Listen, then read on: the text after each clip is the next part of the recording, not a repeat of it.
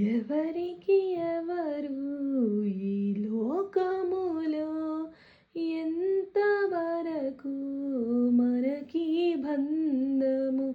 ఎవరికి ఎవరు ఈ లోకములో ఎంతవరకు మనకి బంధము? ఎవరికి ఎవరు సొంతము? ఎవరికి ఎవరు శాశ్వతము? ఎవరికి ఎవరు సొంతము? ఎవరికి ఎవరు శాశ్వతము? మన జీవితం ఒక యాత్ర, మన గమ్యమే ఆ యేసు. మన జీవితం ఒక పరీక్ష, దాని గెలవడమే ఒక తపన.